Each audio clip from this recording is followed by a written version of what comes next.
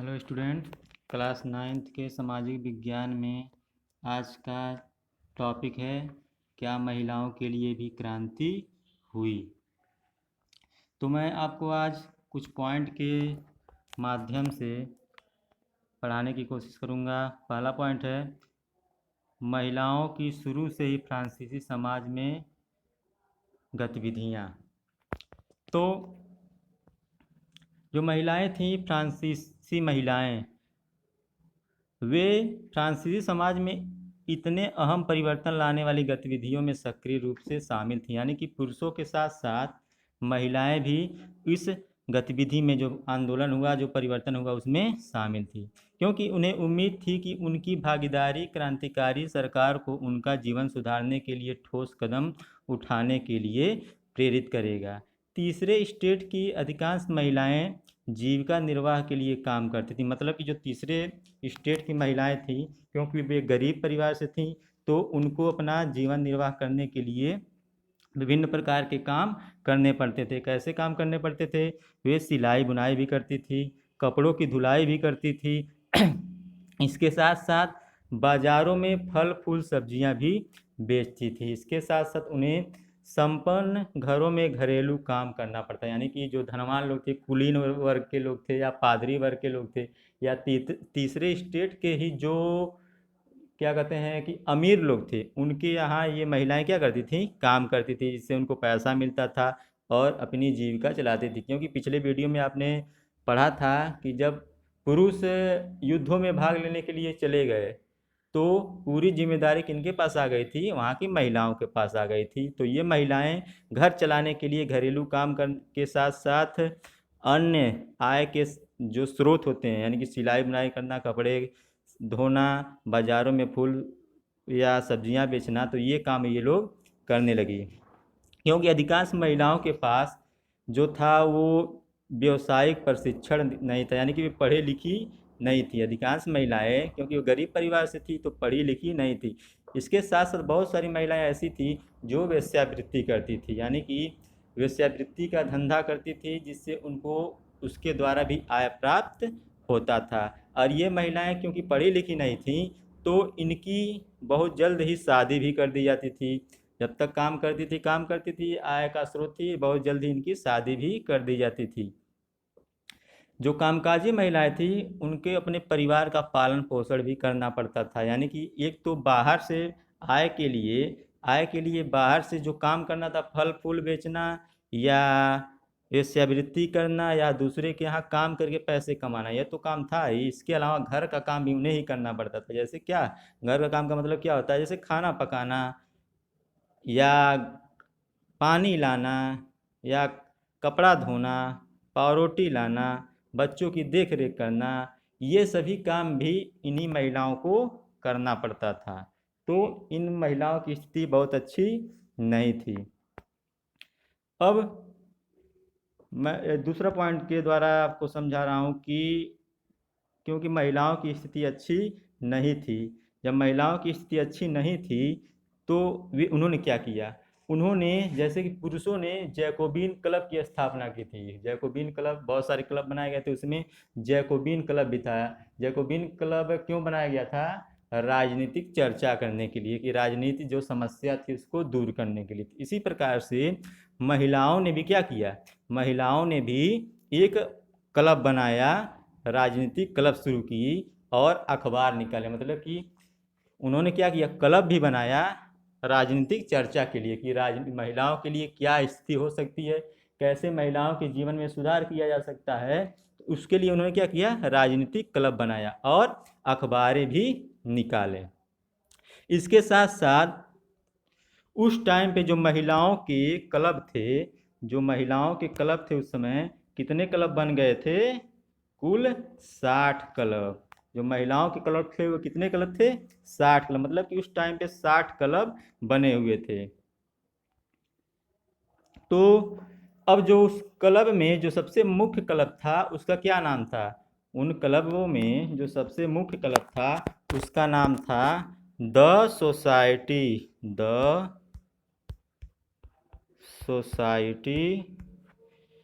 और उसके बाद of the society of revolutionary sorry the society of रे तो उस सोसाइटी का क्या नाम था? The society of revolutionary and Republican women, यानी कि उस सोसाइटी जो सबसे मुख्य सोसाइटी था उसका क्या नाम था? मतलब जो सबसे मुख्य क्लब था, the society of revolutionary and Republican women, वो सबसे महत्वपूर्ण या सबसे मशहूर सोसाइटी था, क्योंकि उसकी मांग क्या थी? उसमें मांग ये थी कि महिलाओं को पुरुषों के समान राजनीतिक अधिकार प्राप्त होने चाहिए। मतलब ये कि जो पुरुषों को राजनीतिक अधिकार प्राप्त थे ना, पिछले वीडियो में आपने क्या पढ़ा था कि 21 वर्ष का वो व्यक्ति वो नागरिक चुनाव में भाग ले सकता है, यानी कि मत दे सकता है, जो तीन दिन के आसपास अपने सैलरी का कर अदा करता हो। तो इसी प्रकार की जो अधिकार थी वो महिलाओं की मांग थी कि उन्हें भी इस प्रकार का अधिकार मिलना चाहिए, क्योंकि उन्हें 1791 के संविधान में, जो 1791 का संविधान बना था, 1791 का संविधान बना था, उसमें क्या किया गया था? उसमें इन महिलाओं को राजनीतिक अधिकार नहीं दिया गया था और इन्हें निष्क्रिय नागरिक का दर्जा दिया गया था। तो उन्होंने भी ये मांग रखी कि उनके लिए भी कुछ अधिकार, राजनीतिक अधिकार दिए जाएं। तो अब अगला पॉइंट है, लास्ट पॉइंट इसमें, कि प्रारंभिक वर्षों में सरकार द्वारा महिलाओं के लिए कानून, मतलब ये कि शुरू में सरकार ने क्या किया? शुरू में कुछ कानून बनाए जो महिलाओं के लिए जीवन में सुधार कर सके। शुरू में सरकार ने क्या किया? क्रांतिकारी सरकार ने उन महिलाओं के लिए कानून बनाया जो उनके जीवन में सुधार ला सके। सरकारी विद्यालयों की स्थापना के साथ ही सभी लड़कियों के लिए स्कूल शिक्षा को अनिवार्य बना दिया गया, यानी कि उन लोगों के लिए क्या किया गया? सरकारी विद्यालय भी खोले गए और उस विद्यालय में उन महिलाओं को, उन लड़कियों को शिक्षा जो थी वो अनिवार्य किया गया था, यानी कि हर लड़की को शिक्षा दी जाएगी, अनिवार्य रूप से दी जाएगी। उनके मर्जी के खिलाफ कोई भी उनका जो घर का क्या कहते हैं संरक्षक या उनके घर के लोग उसकी शादी नहीं कर सकते, यानी कि बाध्य नहीं कर सकते थे। बिना उनकी इजाज़त के कोई भी गार्जियन उनकी शादी नहीं कर सकता था। शादी को स्वैच्छिक अनुबंध माना गया, यानी कि महिला या जो औरत है, जो लड़की है, वो अपने मन मर्जी से ही शादी कर सकती है, बिना उसकी मर्जी के खिलाफ उसको शादी के लिए बाध्य नहीं किया जा सकता था। नागरिक कानूनों के तहत उनका पंजीकरण किया जाने लगा था, यानी कि और इसके साथ साथ क्या किया गया? तलाक को कानूनी रूप दे दिया गया। अब जो तलाक होगा वो कानूनी रूप से होगा, यानी कि उससे पहले जो तलाक होता था वो स्वयं अपने में ही लोग तलाक ले लेते थे, लेकिन अब जो तलाक लेना होगा वो कानूनी रूप से ही लेना होगा। अब महिलाएं भी कलाकार बन सकती हैं, यानी कि वो पढ़ भी सकती थी, कलाकार भी बन सकती थी, इसके साथ साथ व्यावसायिक प्रशिक्षण भी ले सकती थी और छोटे मोटे व्यवसाय चला सकती थी। यानी कि जो क्रांतिकारी सरकार थी उन्होंने महिलाओं के जीवन में शुरू में महिलाओं के जीवन में सुधार के लिए ये सभी काम किए कि वो विद्यालय भी जा सकती, उनके खिलाफ उनकी बिना इच्छा के कोई उनको शादी के लिए बाध्य भी नहीं कर सकता, वो कलाकार भी बन सकती हैं, वो व्यावसायिक प्रशिक्षण भी ले सकती हैं और छोटे मोटे व्यवसाय भी चला सकती हैं। तो इस तरह से शुरू में महिलाओं के जीवन में ये सुधार देखने को मिला, लेकिन फिर भी क्या हुआ? राजनीतिक अधिकार उन्हें नहीं दिया गया, यानी कि ये सब अधिकार तो दिया गया लेकिन जो मतदान का अधिकार था वो उन्हें नहीं दिया गया था। तो इसी के लिए उन्होंने अपना संघर्ष जारी रखा, यानी कि वे इस अधिकार को पाने के लिए, राजनीतिक अधिकार को पाने के लिए वे हम अपना संघर्ष जारी रखे, यानी कि क्लबों के माध्यम से या अन्य चर्चाओं के माध्यम से, आंदोलनों के माध्यम से, क्रांतियों के माध्यम से उन्होंने अपने जो आंदोलन था या जो वे चाहती थी जो अधिकार, उसके लिए उन्होंने अपने संघर्ष को जारी रखा।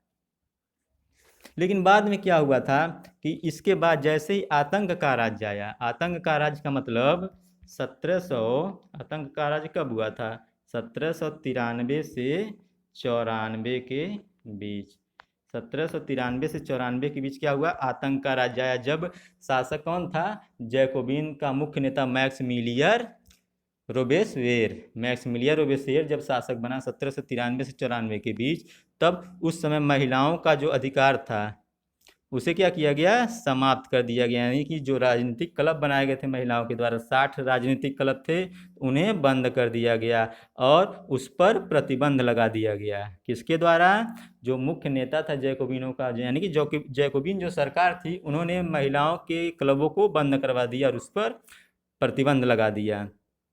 इसके अलावा क्या किया गया, बहुत सारी महिलाओं को गिरफ्तार किया गया। जितनी भी महिलाएं थी जो क्लबों को चला रही थी, उनको गिरफ्तार किया गया। उनमें से बहुत सारे को क्या किया गया, फांसी पर भी चढ़ा दिया गया।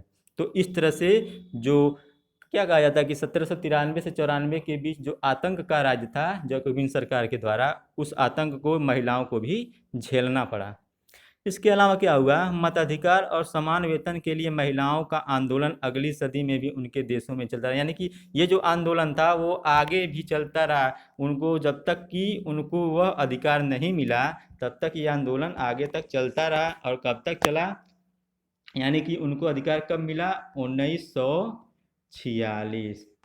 1946 को अंततः फ्रांस की महिलाओं को मताधिकार हासिल हो गया। यानी कि अंत में इतने आंदोलन के बाद, इतनी क्रांतियां करने के बाद 1946 में उन्हें मत देने का अधिकार मिल गया। तो ये था आज का टॉपिक, ये चौथा टॉपिक था, महिलाओं के लिए भी क्रांति। इसी में एक छोटा और टॉपिक है, दास प्रथा का उन्मूलन। तो उसको भी मैं आपको थोड़ा सा समझा दे रहा हूँ। दास प्रथा का उन्मूलन, तो मैं इसमें आपको 2 पॉइंट से समझाने की कोशिश करूँगा। पहला पॉइंट क्या है, जैकोबिन सरकार द्वारा दास प्रथा का उन्मूलन। तो जो जैकोबिन सरकार थी, उनके द्वारा ही शुरू में जो सबसे जैकोबिन सरकार को तो आतंक का युग कहा ही जाता है। 93 से 94 के बीच जो शासन था जैकोबिन सरकार का, उसे आतंक का युग कहा जाता है। लेकिन इसके साथ साथ क्या हुआ कि जैकोबिन सरकार ने कुछ सुधार भी किए, जिसमें मुख्य सुधार क्या था, दास प्रथा का उन्मूलन। यानी कि दास प्रथा को समाप्त करने में जैकोबिन सरकार ने अहम भूमिका निभाई। तो उस समय जो कैरिबियाई उपनिवेश थे, जिनमें मार्टिनिक, ग्वाडेलोप और सैन डोमिंगो तंबाकू, नील, चीनी एवं काफ़ी जैसी वस्तुओं को महत्वपूर्ण आपूर्ति करता था। यानी कि यहाँ से क्या होता था, तंबाकू का, नील का, चीनी, काफ़ी का आपूर्ति, यानी कि वहाँ से वे खेप के द्वारा या सामानों को, वहाँ से इन सामानों को, तंबाकुओं को, नीलों को, चीनी को, काफ़ी को भेजा जाता था। कहाँ पे भेजा जाता था, दूर देश, यानी कि बहुत सारे देशों में वहाँ पे उन्हें भेजा जाता था। तो बागानों में श्रम की कमी, उस समय क्या था, बागानों में श्रम की कमी थी। कमी को यूरोप, अफ्रीका, अमेरिका के भी त्रिकोणीय दास व्यापार द्वारा पूरा किया जाता था। जो मतलब कि अब मान लीजिए कि तंबाकू, नील, चीनी, काफ़ी, ये अपने आप तो उगेगा नहीं, इसके लिए आवश्यकता किसकी होगी, श्रम की। तो आदमी श्रम करता है, तो उस समय आदमियों की कमी थी। इन दासों को उन स्थानों पे क्या किया जाता था, बेच दिया जाता था, वहाँ पे भेजा जाता था। कहाँ कहाँ पे, यूरोप में, अफ्रीका में और अमेरिका में। क्योंकि यहाँ पे ये जो खाद्य पदार्थ थे, तंबाकू, नील, चीनी, काफ़ी, ये वहीं पे ज़्यादा पैदा होते थे। तो उन सामानों की अधिक से अधिक पैदा करने के लिए उन दासों को उन स्थानों पे पहुंचाया जाता था। तो जो दास प्रथा थी वह कब शुरू हुई थी, दास प्रथा जो थी वह 17वीं शताब्दी में, कब शुरू हुई थी, 17वीं शताब्दी में। मुख्य रूप से जो दास प्रथा शुरू हुई थी वह 17वीं शताब्दी में शुरू हुई थी।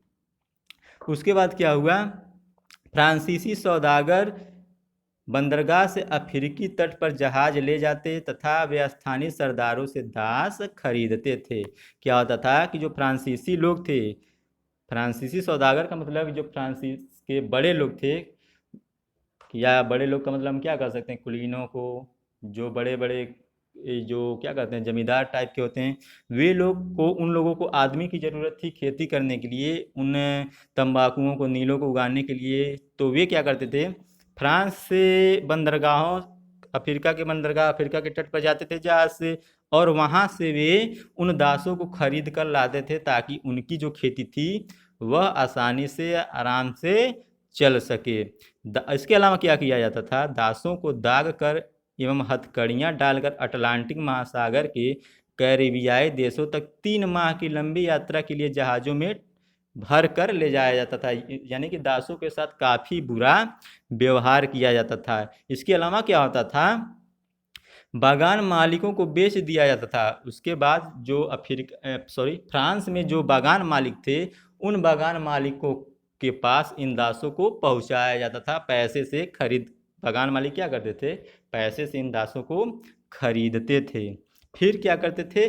फिर बाजारों में चीनी, काफ़ी एवं नील की बढ़ती मांग को पूरा करना संभव हुआ। यानी कि जैसे ही दासों को उन्होंने खरीदना चालू किया, उनके पास जो श्रम करने वाले लोगों की संख्या बढ़ गई। और जैसे ही श्रम करने वाले लोगों की संख्या बढ़ गई, यानी दास उनके पास ज़्यादा मात्रा में आने लगे, तो उन्होंने क्या किया? जो चीनी की खेती थी, काफ़ी की खेती थी या नील की खेती थी, उसकी जो मांग थी उसको पूरा करना संभव। यानी कि वो काफ़ी मात्रा में उसकी जो फसल थी, या क्या कहते हैं, बुआई कटाई, यानी उसका उत्पादन शुरू हो गया। अब जो बोर्दे और नाते जैसे बंदरगाह थे, वो समृद्ध क्यों हुए? वे समृद्ध हुए इन्हीं दासों के कारण, क्योंकि इन्हीं दासों ने काफ़ी अधिक कठिन परिश्रम किया, जिससे जो पौधे चीनी या जो फसलें थी, उत्पादन था चीनी काफ़ी नील की, वो बढ़ गई। अब है दूसरा पॉइंट, ये 18वीं सदी में फ्रांस में दास प्रथा की ज़्यादा निंदा न होना। मतलब ये कि 18वीं सदी में जो था, वो दास प्रथा ज़्यादा निंदा उसकी नहीं हुई।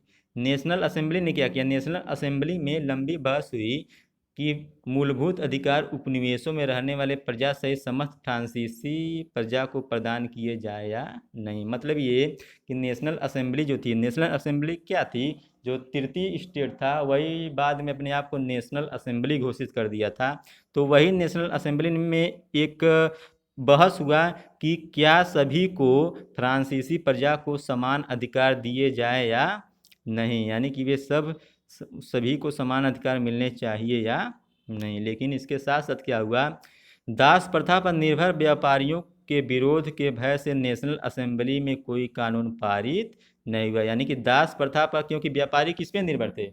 व्यापारी जो थे, जो चीनी उगाते थे, नील उगाते थे, काफ़ी उगाते थे, वे किस पे निर्भर थे? दासों पे।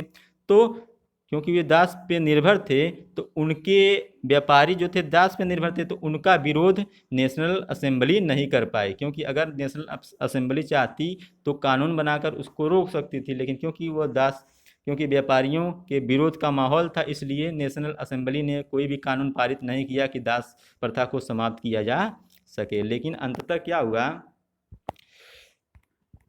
1794 में क्या हुआ कि जो कन्वेंशन थी, कन्वेंशन ने क्या किया? 1794 में कन्वेंशन ने फ्रांसीसी उपनिवेशों में सभी दासों की मुक्ति का कानून पारित किया। यानी कि 1794 में क्या हुआ? कन्वेंशन ने क्या किया?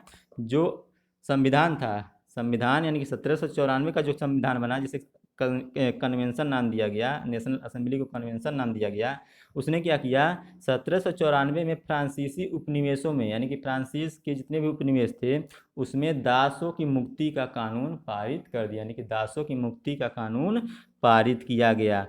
10 वर्षों के बाद नेपोलियन ने दास प्रथा पुनः शुरू किया। तो 1794 में तो कानून बना के दास प्रथा का उन्मूलन कर दिया गया, यानी दास प्रथा को समाप्त कर दिया गया था। लेकिन जैसे ही 10 साल बाद, 10 वर्ष बाद, 1803 या 4 में, 1803-4 के आसपास, सॉरी 1803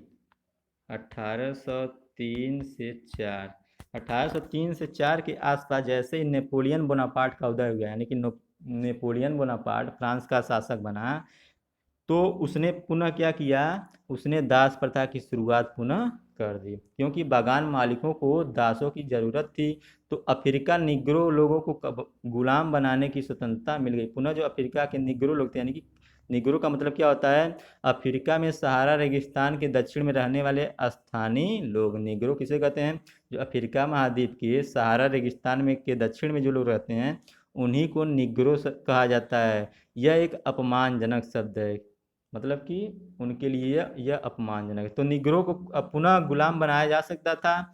फ्रांसीसी उपनिवेशों ने अंतिम रूप से दास प्रथा का उन्मूलन 1800 कब किया? अंततः 1848 ईस्वी में, 1848 ईस्वी में फ्रांस से अंतिम रूप से, मतलब कि दास प्रथा का अंत हो गया। इसके बाद तो मुख्य रूप से जो दास प्रथा का अंत कब हुआ, 1848। एक बार 1794 में उसके लिए कानून बनाया गया था, लेकिन अंततः 1848 ईस्वी में फ्रांस में दास प्रथा का अंत हो गया। तो आई होप बच्चों आपको ये दोनों जो टॉपिक था, कौन कौन सा टॉपिक था, जो चौथा टॉपिक था क्या महिलाओं के लिए भी क्रांति हुई, और पांचवा टॉपिक दास प्रथा का उन्मूलन, ये समझ में आया होगा।